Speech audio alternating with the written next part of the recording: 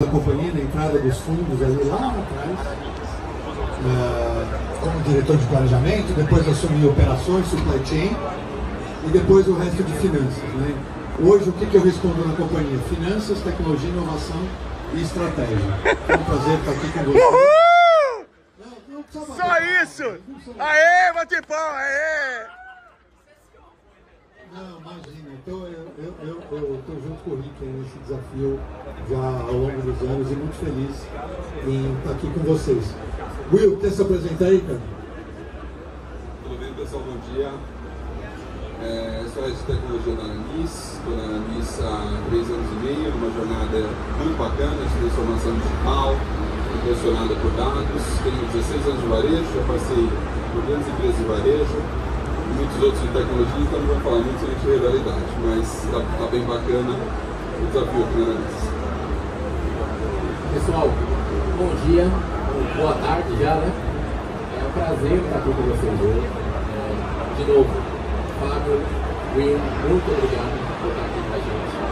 E a gente veio falar de um desafio que a gente tinha juntos. É isso aí. E qual que é esse desafio? Já vou falar. Qual que é o desafio? Como a gente consegue trazer insights sobre aumento de vendas de forma real através dos dados. É isso que a gente vai falar aqui hoje. No final, vamos ter também uma breve demonstração já dessa solução funcionando de IA para todo mundo ver. Então, vai ser bem legal. Eu sou o Paulo, eu sou o CEO da Conf. A Conf é um ecossistema que atua dentro da jornada de compra do e-commerce. Nós temos algumas unidades de negócio, uma delas é a Neotrust, que é o alvo do que a gente vai falar aqui, que é uma empresa focada em inteligência de mercado. Tá? Temos um aplicativo também que é o Conf, que inclusive é o aplicativo oficial aqui do stand do AI Brasil. Então toda essa conversa, esse painel que a gente está tendo aqui vai ser transcrito. Vocês podem baixar o aplicativo e depois pedir o resumo e ter essa experiência. Ele é um aplicativo que monitora suas compras no mundo online e também, quem gosta de ter empresa, né? A gente também tem uma outra solução de pós-venda que é a After Sale. Então vamos lá, galera. Fábio, me conta um pouquinho. Quais são os seus desafios hoje, um pouquinho do contexto de negócio da Ananis? Legal, Paulo. Bom, antes de começar a falar, deixa eu fazer uma pergunta para vocês. E vocês precisam ser o mais sinceros possíveis, tá bom? Quem conhece a Ananis? Okay. Uau! Não, calma. Merece uma camiseta, hein? Segunda pergunta.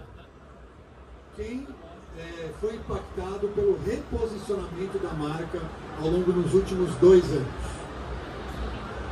Ok, então nós temos mais ou menos 30%. Essa é a nossa grande oportunidade. Então, falando um pouquinho de Ananis, a gente é uma das marcas líderes no segmento de moda masculina premium brasileira, é um mercado que vale aproximadamente aí 20 bi de real, um mercado super fragmentado, cheio de oportunidades. Falando um pouquinho da companhia, a gente tem 125 lojas, com 50 lojas próprias e 70 e poucas franquias. Tem uma penetração digital super crescente, presença em mais ou menos 1.200 multimarcas. A gente costuma dizer que a gente é uma companhia multicanal e omnicanal.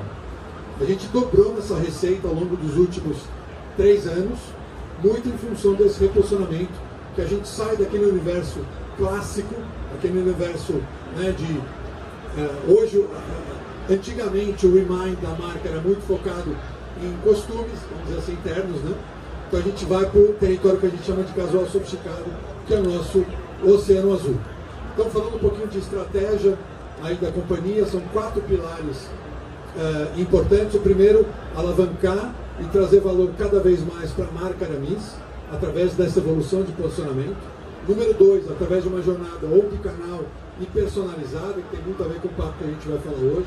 Número 3, através de uma cultura que a gente chama de uma cultura humanizada e de performance, o balanceamento entre essas duas dimensões. Número 4, crescendo além do core. Então a gente lançou nossa nova marca Uber Performance, que é uma marca que traz moda com performance, tecidos de performance sport. A gente começou a exportar no passado, vamos lançar kits nos próximos anos e sempre buscando oportunidades de crescimento inorgânico. Então a gente consegue combinar crescimento de receita com geração de caixa robusta e um mindset de inovação, dando um pouquinho de cor de Aramis para a gente poder entrar no assunto específico. Perfeito. Will, fala pra gente um pouquinho do contexto de tecnologia que a Aramis tem. Eu já vou dar um spoiler que eu fiquei impressionado. A Aramis tem uma cultura de dados fantástica. E isso faz toda a diferença, é muito isso que eu vou falar. Vai lá, Will. Legal, pessoal. Bom, vamos lá. Acho que o primeiro ponto é a jornada que a gente passou nos últimos anos, né? Hoje todo mundo fala de AI e todo mundo fala muito de estrutura de dados, mas se você não estiver pronto para isso, você simplesmente perde a oportunidade do que vira disrupção e pode crescer como companhia. Na MIS 3 anos atrás, vamos olhar em 2021, 3 anos e meio, a gente não tinha uma estrutura de dados que permitisse uma democratização dos dados pela companhia. Então a gente tinha uma estrutura de BI muito centralizada e dificuldades em geral em relação à integração de informação. Então eu não conseguia ter a informação do dado em tempo real. Acho que esse é um dos principais pontos quando você fala preciso ter a venda, não tinha venda de franquia em tempo real. Preciso ter a informação de estoque, não tinha em tempo real. A gente passou por uma jornada, primeiro de organizar o básico para hoje poder chegar aqui e a gente falar do que é disrupção. E organizar o básico vai desde ter que colocar sistemas que se integrem em tempo real, até você conseguir chegar numa empresa de médio porte e explicar o porquê que você precisa implantar um data lake na companhia. Então imagina, é muito fácil muitas vezes você falar, poxa, mas isso num banco, né, um data lake, numa empresa gigante, um data lake. Vai você chegar numa empresa de moda de médio porte e falar, eu preciso de um data lake. É extremamente complexo. E a gente teve essa jornada 2 anos atrás. Eu vou falar que não foi uma coisa. Adoro isso. Coisa, o CFO não deixa, mas quando o CFO também cuida da tecnologia, aí ferrou. A gente começou um projeto em 2022 e deu muito errado. Isso eu acho que também é importante falar, que as pessoas falam, nossa, que projeto sensacional, tudo são flores. Gente, implantar uma estrutura de dados numa empresa média, você não tem os melhores talentos do mercado, você não tem nem condições de atrair. A gente foi construindo, a gente construiu uma estrutura que a gente teve que desfazer em 6 meses porque a estrutura estava errada. A gente teve que mudar o time por completo, a gente teve que trazer um gerente de Data Analytics do mercado, a gente teve que construir uma estrutura em Databricks. Alguém aqui conhece Databricks? Todo mundo conhece Databricks. Databricks ele é uma estrutura de Lakehouse que hoje permite não só a centralização do dado, mas que a gente conecte por todas as estruturas que você tem pela companhia e para fora. Dali, o que surgiu? Nesses últimos 1 ano, praticamente, a gente vem conseguindo colocar esses dados à disposição da companhia, colocando um glossário de dados, dando licenças para as pessoas construírem suas próprias visões. Então hoje a gente tem usuários por toda a empresa construindo dashboards com visões que fazem sentido para que o negócio não precise depender de uma fila de mais de 60 dias lá de tecnologia, que é uma realidade em muitos lugares. A gente hoje começa a construir, a gente tem um parceiro, está até aqui no nosso lado, a Cognitiva, um parceiro de Data Science estratégico para a companhia. A gente começa a construir modelos de predição, modelos de recomendação e a gente começa a construir visões para o negócio do como que a gente pode aumentar resultado. Então, eu só queria passar um pouco, Paulinha, do como que a gente sai 3 anos e traz até aqui uma estrutura de dados que passa a ser relevante para poder plugar em soluções como que a gente vai apresentar aqui hoje. Will, só complementando aqui, acho que tem um ponto importante sobre a cultura, né, cultura de dados, a cultura de inovação. Então, não adianta nada a gente implementar Data Lake, toda uma estratégia de dados, a gente não traz a cultura de dados e a cultura de inovação, muito importante. Isso parece jargão, etc. Mas como é que você faz a turma que não é nativa, não nasceu pensando nisso, pensar dessa forma? Como é que a gente faz a turma abandonar as planilhas Excel e o trabalho repetitivo, etc. A gente tem bastante planilha Excel na empresa. Aquelas planilhas que você nem sabe que existe, estão plugando no banco e derrubando o seu banco no meio do dia, sabe? Aquela lá. Pois é. Boa. Mas pelo menos não gasta nuvem, né, Will? Olha o seu filho falando agora. Mas enfim. Olha a governança, a segurança dos dados. Mas enfim, então essa cultura é muito importante, a gente tem que trabalhar isso no dia a dia, tem que ver o exemplo de cima, tem que ter gente embaixo, os talentos, como o bottom-up, para trazer essa cultura no dia a dia, muito importante. Eu vou discordar, podemos discordar, estamos em casa, né, Will? Praticamente, né? Podemos discordar. Não, que o Will comentou sobre a história da empresa média, né? Primeiro que eu não considero a Aramis uma empresa média, uma empresa gigante. Estou brincando, mas nesse sentido de hoje a galera que quer trabalhar com tecnologia, que quer trabalhar com inovação, não é sobre o tamanho da empresa, é sobre o sonho que a galera vai entrar junto, sobre a perspectiva de crescimento, sobre a dinâmica de trabalho. Então, eu acho que, obviamente, conta, né, as organizações que estão mais estruturadas e com um caminho mais, vamos dizer assim, direcionado, mas hoje é isso aí. É gol do Brasil. Uhul! É isso aí. A gente... eu me perdi aqui. Não importa o tamanho. Não importa o tamanho da empresa. Não importa o né? tamanho, eu acho que isso vale para todos nós. Se vocês querem construir algo diferente, se a empresa não é grande, se a empresa é uma startup, se a empresa é uma empresa média, com um sonho e trazendo esse propósito, com um mínimo de infraestrutura, a gente consegue chegar lá. A gente vê as grandes empresas que antes começaram em garagens, né? Nos Estados Unidos, aqui no Brasil, muitas também. Acho que o ponto do tamanho da empresa também acho que é muito em relação ao como que a gente consegue atrair os talentos de mercado. Alguém que tem dificuldade de atrair talento de tecnologia, de digital, de e-commerce, quase nada, né? Porque a galera quer trabalhar no Nubank, quer trabalhar em lugar público, quer trabalhar, né? Mas quando você fala em trabalhar numa indústria de varejo, indústria de moda ou qualquer outro tipo de indústria, a gente precisa ser atrativo. E a gente precisa ter um track record de uma boa stack de tecnologia para você contar. Então acho que esse é um pouco da jornada, e claro que a estratégia do negócio para construir uma cultura e para poder promover isso para o mercado começa a olhar e fala, nossa, não é que a Aramis trabalha com tecnologia de ponta? Os caras estão construindo um modelo, plugando em GenAI lá, uma empresa da Aramis, é isso. Então acho que é o ponto, como que você consegue se expor para o mercado e falar, olha, vem para cá, vem trabalhar aqui com a gente, porque aqui a gente está fazendo construção do que vai levar a companhia para outro patamar com tecnologia. Eu quero pegar esse gancho que você está colocando, que é muito bom, porque assim, a gente visita diversas empresas, diversos clientes, e essa questão da cultura de dados é o principal fator que faz um projeto de inteligência de mercado dar certo ou não. Então, precisa ter a estruturação? Claro. Só que se você não tem as pessoas da sua empresa interessadas, curiosas, eu acho que o principal ponto é a curiosidade. Se as pessoas não são curiosas para entender, não, peraí, deixa eu entender aqui, qual é o perfil do meu consumidor? Peraí, por que ele está comprando? Quais são as avaliações? Se não tem isso não acontece. E entrando, né, nesse ponto, o Will bem colocou aqui, toda a estruturação de dados que eles fizeram, quando a gente coloca aqui muito desse trabalho que a gente fez junto, a Neotrust aborda essa questão dos dados de mercado, né, que a gente trouxe. Então, Fábio, queria entender um pouquinho com você como que foi quando a gente começou a entregar esses primeiros insights de mercado, tá? O que você viu, principalmente de impacto nos canais de vendas da Aramis? Legal, esse bate-papo começou com o Pedro. A gente estava no almoço trocando ideia e ele sempre com bastante ambição e pensando como é que a gente pode construir juntos. Isso é uma coisa muito legal de vocês, da Neotrust, né, do Pedro, do Mindset. Quer dizer, como é que a gente pode construir?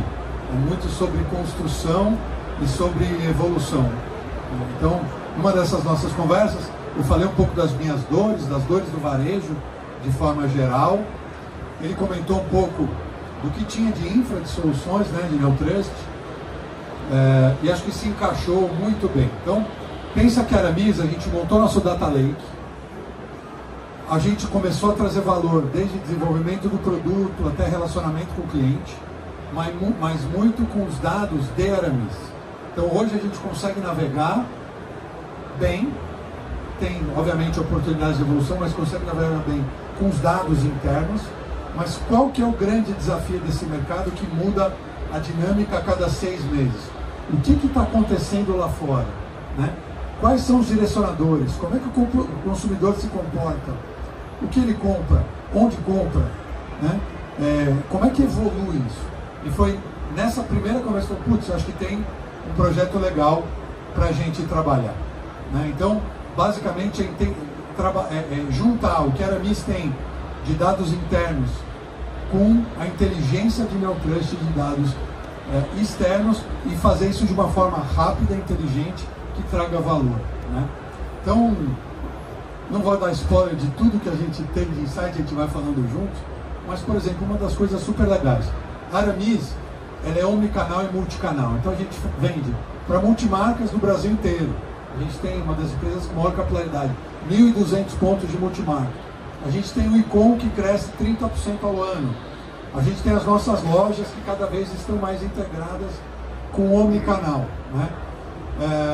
E a gente vende para os marketplaces, né? A gente vende para os marketplaces que vocês conhecem. Então, basicamente, qual a estratégia que a gente estava adotando antes? Putz, eu vou ofertar nos meus marketplaces o mesmo portfólio de produtos, o mesmo perfil daquilo que eu vendo no meu site, né? Seria uma primeira hipótese. E o negócio, ele crescia, mas não no ritmo que a gente gostaria. E a gente investindo em traz gente para tocar com uma visão melhor, com experiência, traz consultoria, e o negócio não ia, etc. E aí, um dos grandes discoveries super legais foi, cara, o perfil de gente que compra no teu marketplace, né, é diferente do perfil do que você vende no seu site. São perfis diferentes, perfil de renda diferente, perfil de produtos diferentes. E aí gerou o primeiro insight. Quando o nosso amigo Ed, o executivo do digital, ele pegou e falou, putz, é isso. Mas quantas hipóteses ele testou e quanto tempo a gente poderia ter reduzido com essa descoberta, com a ajuda aí do Paulo e do time. Então a primeira grande descoberta foi perfis diferentes, né? Geográficos, de consumo, de renda e de produto para o nosso marketplace. Lembrando que hoje o cliente ele não trata Aramis por canal, ele quer saber Aramis, onde ele compra a conveniência dele. Essa que é a verdade. Se eu quiser falar, eu não vou vender para marketplace, mas vai comprar de outro. Ah, eu já tenho 125 lojas, eu já tenho 1.200 pontos, já tenho meu e-com, mas eu tenho que estar lá. E é relevante, é um dos canais que potencialmente mais crescerá aí nesse ano. Eu vou só complementar, tá funcionando? É só ficar mais baixo. Deixa grudado. Você tem que ter uma voz mais forte. Conhecer a cauda longa do marketplace não ajuda só a vender, ajuda a gente a conseguir criar um produto que seja assertivo para todos os lugares do Brasil, porque o teu público de marketplace que consome no Acre, em Rondônia, no Norte, é diferente do que você vende em São Paulo, no Sudeste. E esse insight faz com que o seu time, quando você retroalimenta a companhia gerando informação, o teu time que cria produtos, na hora de criar uma coleção, vai falar, olha, a gente precisa criar a camisa XYZ lá para a região Norte, porque eu sei que eu vou vender no Marketplace. Então esse tipo de informação, ele retroalimenta a companhia como um todo. Do estilo ao marketing na hora de fazer uma campanha, até o time de vendas na hora de olhar para que canal ele vai ofertar.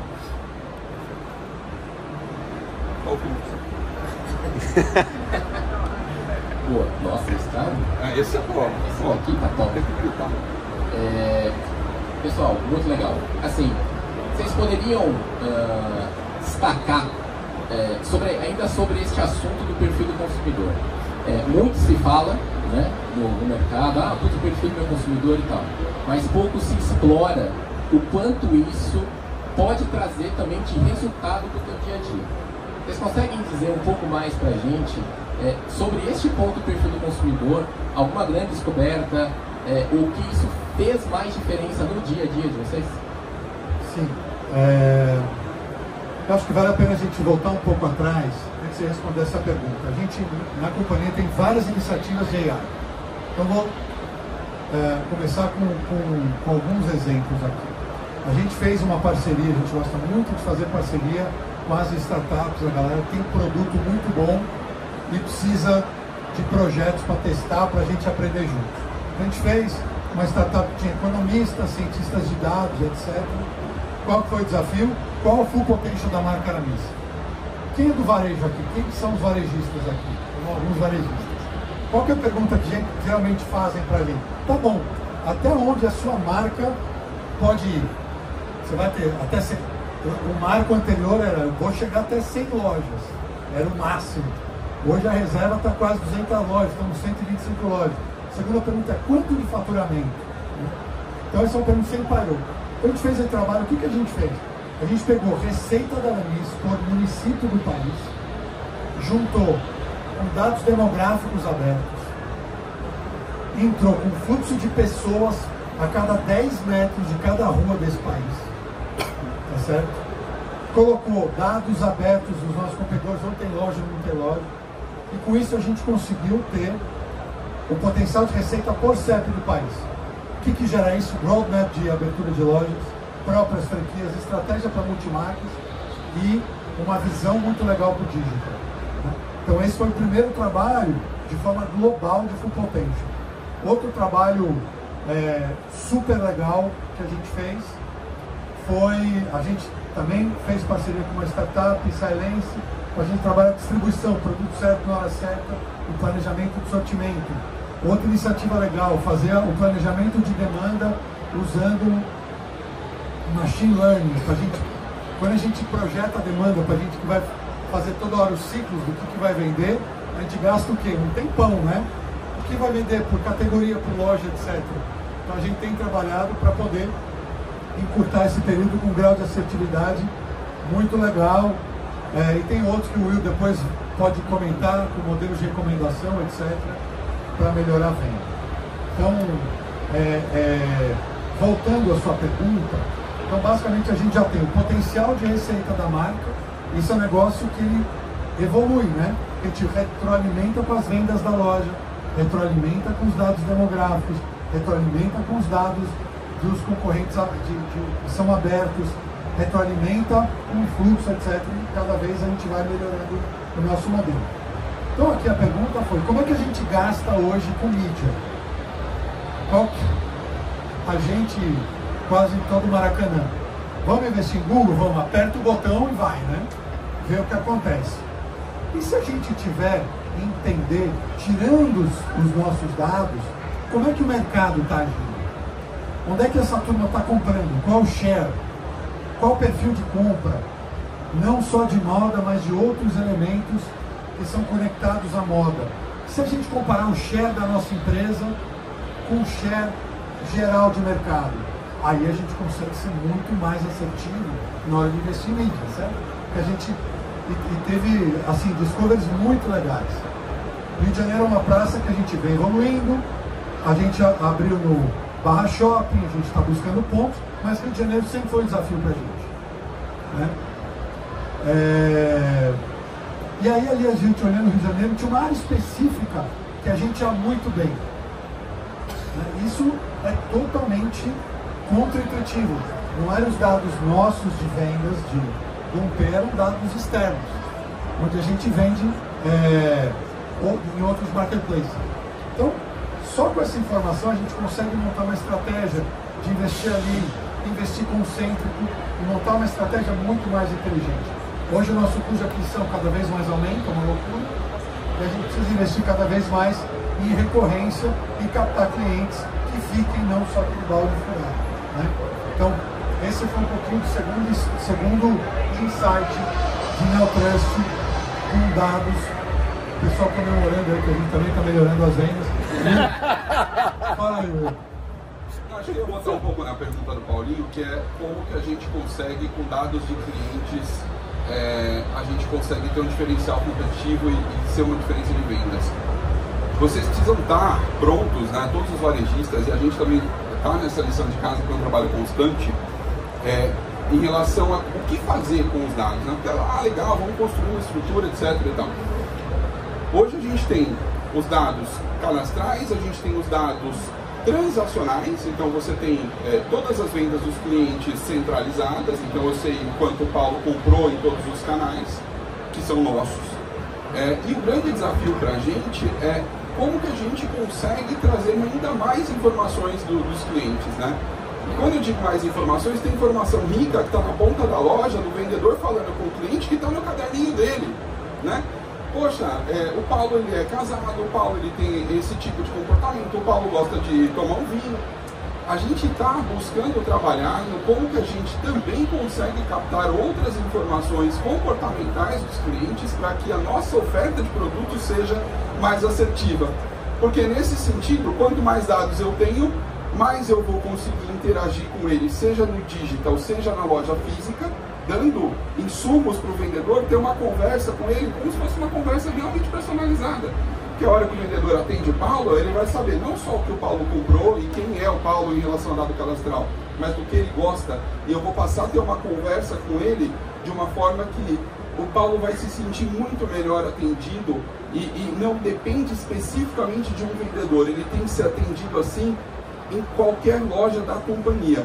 Então acho que esse é o ponto de desafio. A Neotrust pode ajudar a gente também, já vem dando alguns insights de que comportamentos e que dados que o cliente pode ter e alimentar isso para que a gente use a favor da nossa máquina de vendas. Você falou demais nisso, Luciano, que é você se interessar, eu gosto muito desse tema, né? Que é você se interessar verdadeiramente pela necessidade do teu cliente. Né? O seu exemplo é perfeito. Então, legal. Eu vou lá, eu compro como Aramis, mas eu gosto de quê? Eu gosto de vinho? Não, então eu posso fazer de repente alguma ação específica com um parceiro meu de vinho? Legal. Ele gosta, né? Eu lembro muito, né? Eu tomei uma aula aqui com o Fábio, que eu achei muito legal, que ele fala muito dessa questão do lifestyle. A Aramis se preocupa muito com o lifestyle. Então, legal. Putz, esse meu cliente, ele gosta de moto? Legal. Então, peraí, será que eu posso fazer uma parceria com alguma empresa, algum de acessórios? Esse cara vai ficar encantado por esse tipo de coisa, porque é aquilo que atrai ele. Ou seja, se você, através de uma estratégia boa de dados, você consegue fazer este mapeamento, você vai ser verdadeiro com o teu cliente. Ele vai entender o valor daquilo, né? E ele vai voltar a comprar com você. E tem um ponto importante aqui, falando de estratégia. Tudo tem que começar com qual é o nosso sonho, né? A tecnologia, os dados vêm suportar, mas a gente tem, a nossa visão é ser o destino número 1 de lifestyle dos homens. Então a gente quer crescer, além da moda, além daquilo que a gente vende. As grandes marcas de moda que foram bem sucedidas, além dos magazines, vamos dizer, além de Zara, são as marcas de luxo, LVMH, Hermès e companhia. Como é que elas cresceram? Desejo profundo, não só pela marca. Aquilo que se tornou muito, o símbolo da marca se tornou muito mais do que aquilo que a gente compra. Como é que a gente faz isso? A gente precisa conhecer muito quem é o nosso cliente, quem é o cliente que a gente quer atingir e quais são os anseios dessa turma. Então, daqueles que trabalham com marcas, esse é o desejo, esse é o caminho, os dados devem suportar. Aquela história de campanha, de disparar SMS, WhatsApp, encher o saco do cliente, cara, não funciona. Pode funcionar no primeiro ano, 6 meses, mas 20% vão gostar e outros não vão gostar. Tem gente que adora ser provocado. Putz, olha o que chegou, você não quer experimentar? Posso mandar uma linha para sua casa? Super legal. Tem gente que odeia. Então, a hiperpersonalização com senso, entendendo qual que é a vontade desse cliente, que é o segredo, né? Então tem várias formas a gente interagir e se relacionar, na verdade, Paulo? Perfeito, perfeito. Eu tenho que comentar? Acho que o grande ponto para a gente é conseguir atingir o cliente da melhor maneira, da forma como ele gosta. E isso envolve também a gente ter uma boa ferramenta de CRM interligada com os dados, que é o que a gente vem pilotando bastante. Então, a jornada certa, seja para manter o cliente e até para a gente atrair o cliente certo, passa por aí, tá? Nada é uma coisa só, né? Eu gosto muito disso. Os dados são o meio, não é o fim. Às vezes o pessoal de tecnologia atrapalha, mas a gente resolve o negócio. A tecnologia, os dados é tudo meio, porque o fim é você ter o teu cliente feliz, né? Isso que vai acontecer no final do dia. Galera, muito legal. Uma outra coisa ainda neste assunto dos dados aqui. O que vocês enxergam, o que vocês enxergaram nesse caminho, nessa jornada de potencial, né? Não fã de números, mas de potencial de aumento efetivo de receita com ações. A gente falou bastante de mídia, né? Isso que o Fábio falou, né? Quem é que mais lucra com isso? Google. Agora, Meta. Então, você enfia um caminhão de dinheiro nisso, sem nenhum tipo de personalização. Isso que a gente acabou de falar. Imagina que você pega toda essa personalização e você calibra isso também na sua mídia paga. Opa, peraí, então a propaganda vai chegar para a pessoa certa, porque eu estou drivando isso daqui. Então, eu queria que vocês comentassem um pouquinho, na visão de vocês, o que é o potencial de aumento para vocês, onde vocês enxergam as maiores. Legal, lembrando que o modelo tradicional de mídia, né, de Meta, de Google, ele está sendo, pelo menos, eu diria ameaçado. Por quê? Porque a generativa, você não precisa clicar em nada, você põe lá e aparece tudo. Então, esse é um dos grandes desafios para o Google, para a Meta, etc. Está todo mundo correndo desesperadamente e pensando como monetizar e como entrar, etc. Né? No nosso caso, tem oportunidades de retail media, né? A gente já vem falando bastante sobre isso, de como a gente consegue monetizar, aproveitar o tráfego. Tem muitos projetos legais e Aramis sobre isso. Mas em termos de potencial, o potencial é muito grande. Como é que a gente consegue quantificar? A gente se provocou bastante sobre como é que a gente monetiza. Aí eles trouxeram V1, V2, V3, eu como CFO chato, falei, não, esqueceu disso, esqueceu daquilo. Mas no final tem muito potencial. Como é que a gente enxerga isso? Se a gente tem panorama de mercado e sabe o nosso share na dimensão, região, tipo de cliente, renda, tipo de produto, em 3 ou 4 dimensões, a gente sabe onde atacar. Tem muitos dados, por exemplo, mercado de cuidado e beleza. Tem muito dado que você compra e pesquisa. Tem muito dado. Indústria farmacêutica, tem muito dado. Na minha indústria da moda, tem poucos dados. Tem muito pouco dado. Então é uma forma da gente acelerar e usando inteligência artificial, dados enriquecidos, dados internos, a combinação ela é muito grande. Então, a gente está olhando uma determinada região do país, macro e micro região do país, que a gente está fazendo um piloto para poder atacar. O ganho é muito grande. Né? O ganho é muito grande. Então a gente está bastante animado com o projeto. Obviamente, pessoal, não existem soluções assim de prateleira que você aperta o botão, soluções mágicas. É muito trabalho. Então, Neotrust trouxe a bagagem e a gente devolveu muito para eles. Falou, isso aqui não funciona, vamos trabalhar assim.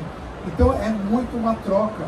Então, todo mundo que for pensar numa solução, dessas soluções que não estão prontas, precisa de muito envolvimento do time de negócio, do time de tecnologia.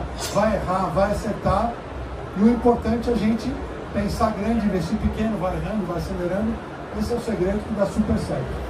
Eu acho que a gente não explorou ainda 10, 20% do que a gente pode ter de capacidade com a parceria.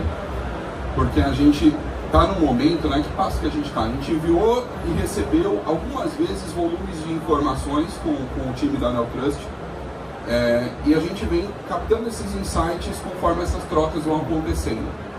Quando a gente plugar isso de forma direta no Data Lake, quando isso começar a acontecer em tempo real, essa troca de informações, a ida e a volta, a gente vai começar a gerar vários outros insights pela companhia em tempo real que podem ser explorados melhor. Eu acho que esse é o primeiro ponto. E segundo, que a gente tem, só com os dados que já vieram, e aí a gente fala não só em relação ao investimento de mídia, olhando o que está no 3P, o que é a cauda longa que a gente não enxergava, a gente começa a enxergar um potencial não só na questão de criação de produto, mas naquela cidade. Por que aquela cidade do Rio de Janeiro que o Fábio comentou vende Aramis pra caramba e a gente não consegue vender lá no coração do Rio de Janeiro, porque o carioca gosta das... enfim. Mas tem um ponto específico falando naquela cidade que dá um recado. Aquela cidade pode ser um berço para a gente poder explorar melhor. Como? A gente pode explorar inaugurando uma franquia, a gente pode começar a entender comportamentos que esses dados estão trazendo e ajudar inclusive na expansão do mundo físico. Então tem oportunidade tanto no digital quanto no físico e ser mais assertivo, né? Tiveram várias cidades que a gente já abriu franquia, que eu olhava, sinceramente, eu como tecnologia, às vezes eu olho e falo, nossa, vai abrir no meio do Pará, no meio do... Né? Que vai vender no meio do Pará? Estoura de vender. Estoura de vender. Você fala, nossa, a franquia lá no meio do Pará, lá no meio do Pará, está vendendo absurdamente. Então acho que o ponto é, como que a gente explora isso de uma forma mais direcionada, com mais informação, seja com os dados que a gente já tinha, de parceiros que a gente explorou, com dados regionais, e seja com dados do 3P. Então a parceria com a Neotrust, ela vai trazer ainda, eu tenho certeza, muito mais frutos. Só vamos mostrar um pouquinho. Acabou, Paulo? Tá bom, né, pô?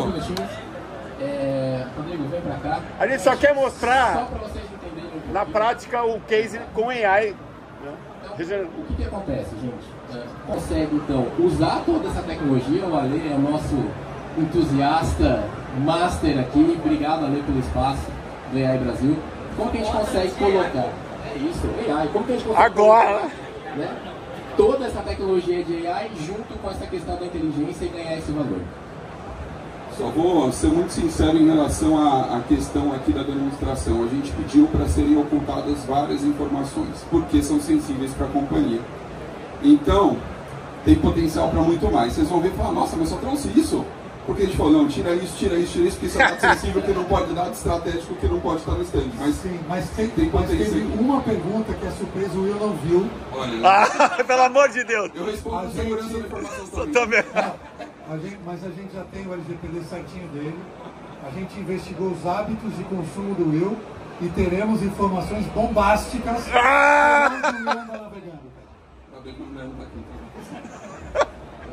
Galera, então, rapidinho, só pra vocês entenderem. Obrigado, Bruno. É isso. Vamos fazer uma brincadeira aqui? Rodrigo, primeira perguntinha aqui. Outra coisa também, quero fazer um agradecimento super especial ao pessoal do ChatVolt. E essa tecnologia aqui é em parceria com eles, então depois eles estão aqui, vocês podem procurar. Vamos brincar um pouquinho. Rodrigo, quais são os principais produtos que a Aramis vende? Como a gente democratiza de verdade os dados através da IA? Bora! Quando ele vai colocando ali a pergunta, esse tipo de solução na prática para a gente pode tirar um baita de um gargalo de construção de visão. Porque a hora que a gente implementa um chatbot desse, dá na mão da empresa, dá na mão dos usuários, eles vão ter em tempo real informações, a gente pode plugar isso com toda a base, e eles vão ter em tempo real, não necessidade de ficar ali construindo dash. Qual é a venda, qual é o potencial, qual é o market share, então vai vir várias informações e tirar um gargalo também da nossa área, tá? Bom, internet aqui no evento tá complicado, então a gente já tinha salvado aqui para vocês verem. E se não souber responder, eu sei, tá, gente? Inteligência humana aqui. Então, galera, olha aqui, ó. Quais são os principais produtos que a Aramis vende? Vem aqui, ó. Os principais são camisa, camiseta, patentes, ou seja, com uma simples pergunta você consegue ver isso daqui. Não, e aqui vale para tudo, tá, gente? Você, subcategoria, quanto vende, quanto cresceu, quanto não cresceu.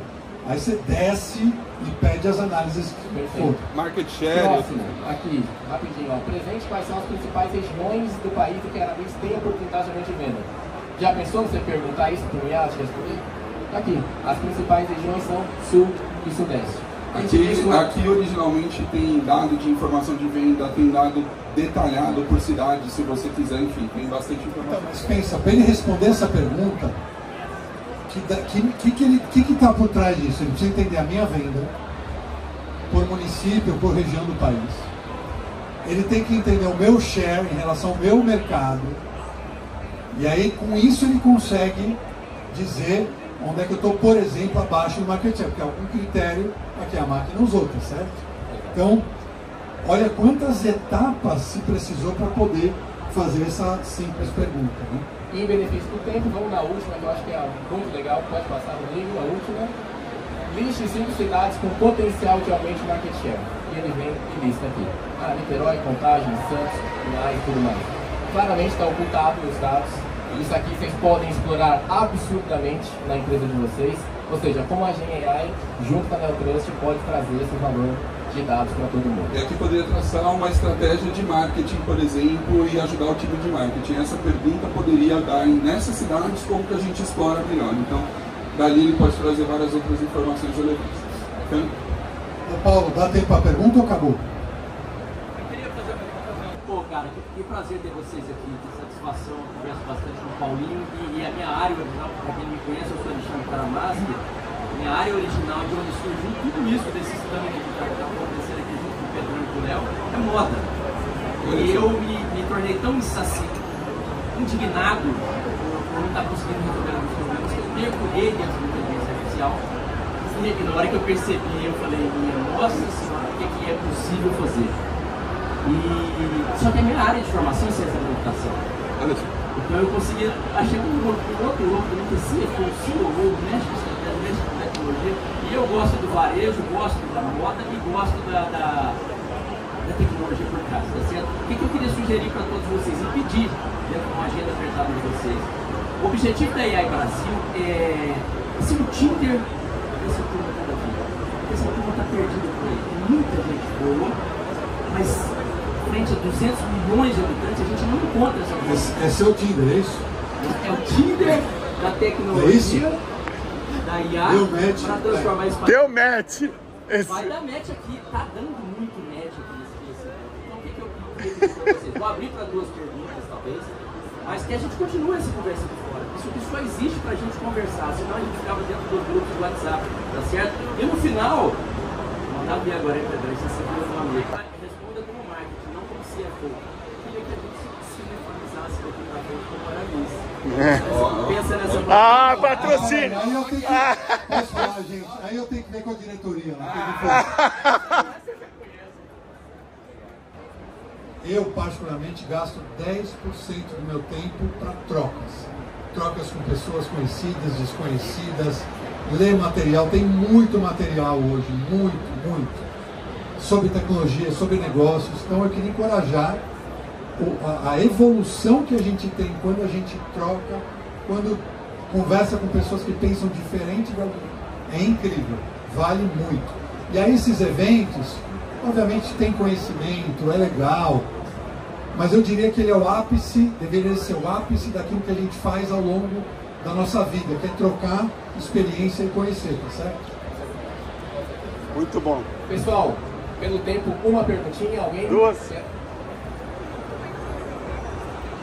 Bom dia, gente. Muito ouvi o case de vocês e eu estou mais ou menos passando por isso. E aí eu queria saber como que vocês lidaram com um desafio que é o seguinte, né? Hoje eu estou lá, varejo, média empresa, enfim, no sul do país, o melhor Guaraná do mundo, né? Do Brasil, do mundo. Faz um merchan, hein? Fruque. Bebidas, né? Bebidas, pessoal, vai ter demonstração aqui, ele já está colocando isso. E aí eu estou passando com a seguinte situação: a gente está estruturando dados, a gente está utilizando Databricks, a gente está buscando melhores profissionais, enfim. Só que a gente tenta fazer a provocação para as áreas de negócio, e aí hoje todo mundo entende tecnologia, né? A empresa 100% entende tecnologia, de buzzwords, né? Chega lá e diz assim, Leandro, cara, por que tu não pluga? Cara, por que tu não pluga uma IA? Cara, e me traz as informações que eu preciso trazer. Cara, quais são as informações? Cara, imagina se eu conseguir ter quanto que é o market share para o cara. Cara, isso é muito fácil, vamos começar a estruturar isso aí e eu vou te entregando dados na base que começa a consumir. Não, mas é que aí eu preciso que a IA me diga. Cara, como que vocês passaram por isso a ponto de conseguir fazer com que as pessoas entendam que para que a IA possa responder alguma coisa tem que ter algumas perguntas básicas sendo feitas para ela, cara? Obrigado, Leandro. Acho que a primeira coisa que o pessoal espera, depois que surgiu o boom do GenAI no ano passado, as pessoas, e a gente já trabalha com AI há muito tempo, falando de machine learning, recomendação e tudo mais, o pessoal acha que tudo vai nascer num piscar de olhos e que ninguém vai precisar mais trabalhar. Acho que o negócio é impressionante, e é toda empresa, né? Pluga aqui, que daqui um pouco a gente já não precisa mais resolver. Acho que o primeiro ponto é a gente começar a cultura dos executivos para o time, né? Então a gente vem fazendo muito workshop, trazendo empresas de mercado para poder falar de cases que são reais. Mas acho que o principal ponto, assim, não tem bala de prata, existe trabalho, né? E o trabalho é o que vai ser aplicado e qual o resultado que vai trazer. E aí nisso vai surgir de toda a companhia, a gente mapeou de todas as áreas da companhia e a gente vem trabalhando em cima disso, quais são as oportunidades. Mas não é só de AI. Tem oportunidades como um todo, criando um modelo dentro do nosso Data Lake ali que você pode colocar um cientista de dados e criar para você. Então acho que o ponto maior é você conseguir disseminar como companhia que isso é uma jornada e não vai ser de um dia para a noite. E essa jornada tem que ser monitorada. Eu vou colocar um cientista, um engenheiro, eu vou trabalhar nisso, vai demorar 2 meses, qual é o ganho? Qual é o ROI? Porque essa turma custa caro. Né? Ah, putz, eu queria um modelo de recomendação. E eu sou questionado sobre isso todo tempo. A história é bonita, mas assim, Will, vamos gastar quanto que vai trazer de retorno de venda lá? É assim. E no final das contas, ó, colocamos o modelo. A gente está aqui com o nosso time parceiro da Cognitiva, a gente fala isso o tempo todo. Modelo de recomendação plugado. Está lá no site. Quanto que vai ser de incremento de venda? Vai ser de X a X%. Monitora, acompanha. Então prioriza, dissemina isso como companhia, mas não tem bala de prata, tem trabalho e jornada. Tá? Boa. Boa. Muito bom. Pessoal, primeiro agradecer a todo mundo pelo tempo, eu sei que é super concorrido, e agradecer de coração. A gente aprende muito mais nessas trocas com vocês do que ao contrário, então estamos à disposição, tá bom? Para continuar trocando, continuar conversando. Vou fazer o jabá, que temos vaga de tecnologia. Posso, Will? Não? A gente tem algumas vagas super legais. Estamos abrindo agora 10 vagas para estágio, para fazer AI transversal na companhia. Vaga de executivo para desenvolver. Qual vaga que é, Will? Bom, a gente tem 4 posições. Né? A gente tem hoje uma vaga de... Ele liberou o dinheiro, Will. Aproveita. Eu tenho uma vaga de gerente de engenharia de software sênior, que está para comandar minha área de engenharia. Então, é uma posição super estratégica. Eu tenho 2 vagas de Product Owner, também posições estratégicas. E eu tenho uma vaga de analista de BI. São as 4 posições abertas. E para 2025, uma vaga de cientista que a gente segurou esse ano. Preferencialmente, estou tentando, sendo muito sincero, estou priorizando a contratação de mulheres, porque eu preciso trazer mais diversidade. Está uma luta dentro da área de tecnologia, então a priorização é trazer mulher. Tá bom? Só tem um problema, é o chefe. Valeu, pessoal. Obrigado. Muito bom, obrigado.